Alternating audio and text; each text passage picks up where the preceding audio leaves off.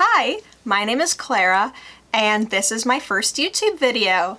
Yay! So I recently moved to a new area, new town. I'm really far away from where I grew up, and I don't really know anyone here other than my roommate, who is also my best friend. I know her, but I don't know anyone else in town. I don't really have any other friends, and I'm kind of lonely. And we are in a global pandemic, so now is not really the best time to go out and meet new people. It just doesn't work out. Not the best time to try and expand my social bubble. And you know what they say? If you can't find a friend, make one up. Today, I'm going to be putting my arts and crafts skills to the test and try and make one of the most beloved creatures of all time, the humble Muppet. But not just any Muppet, I'm going to try and make a little Muppet version of me. Who's a better best friend than yourself? Nobody. I am using a pattern to do this. The pattern is from projectpuppet.com, and they have a lot of great resources and designs for making your own puppet if you would also like to make one. For this video, I am using their glorified sock puppet pattern to make my little friend, but they have a lot of really cool ones, and in the future, I would love to make a more like monstrous puppet. I believe it cost me around $50 for all of the supplies, and I definitely overbought a couple things, so you can kind of cut it down and make it a little bit cheaper if you were smarter with your materials. I was not. Financially, I'm not in the best place right now, so buying these Muppet supplies was really an important and impactful decision on my part and on my bank account. But I think making this will be very healing on my psyche. Everyone loves a good arts and craft. I followed the instructions step by step, and it was pretty easy, pretty straightforward, other than a few sewing mishaps. First try, already fucked up the sewing machine.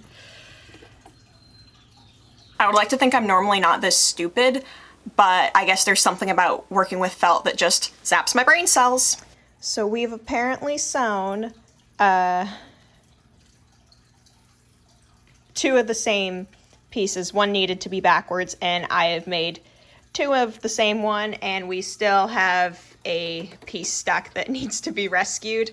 We will make it there. This is a story of success. I'm the underdog in this sewing game, and this is the story of my success. It's funny, I actually was in sewing club in school, and I hand-stitched every project in sewing club. The first time I tried to use the sewing machine, the exact same thing happened, and I just did not want to deal with it. I have a feeling that that is just how the rest of this project is gonna go.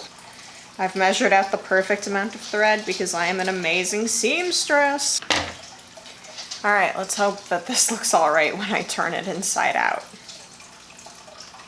Looks like a fucked up Pokemon right now. This is a fucked up Pokemon. Let's turn you inside out, see what you look like, my dear, my beloved.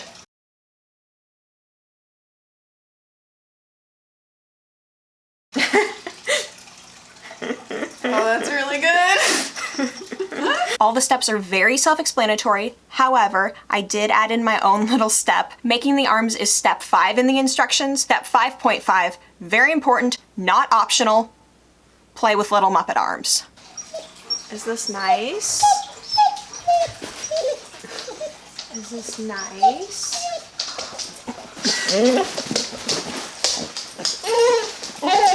For the eyes, I used ping pong balls, and for the hair, I cut up pieces from an old cosplay wig. It's day 3 of puppet making, and we're looking really good. I have ping pong balls for eyes. I think they look pretty much exactly like my eyes.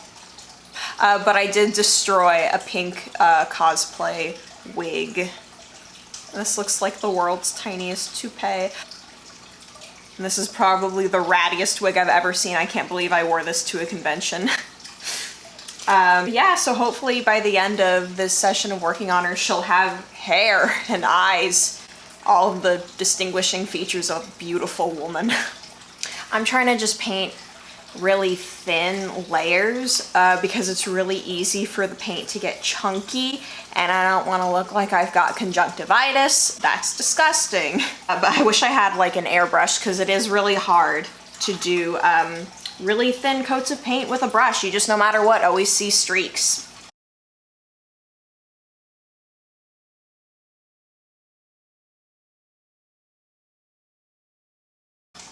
It just occurred to me that I probably could have used spray paint, and I would have had a hell of a lot of an easier time making a nice even coat, and it would have taken like 20 seconds. All right, I'm gonna call that good on the white.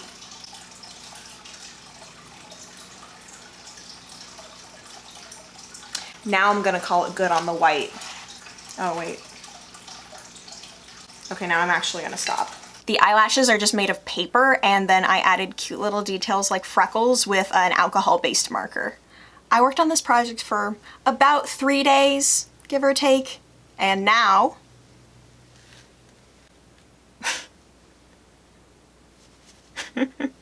I think that we look exactly alike. Girl, your hair is stuck in your eyelashes. Well, me too, though, I guess. And now that she has been fully assembled, let's get this bitch something to wear.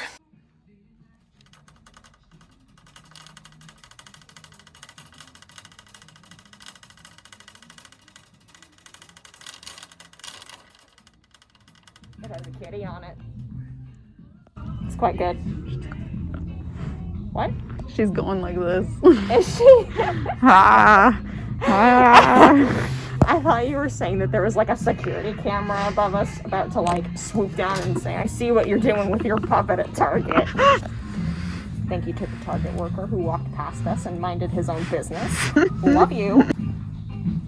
It has little bees on the feet. That's very cute.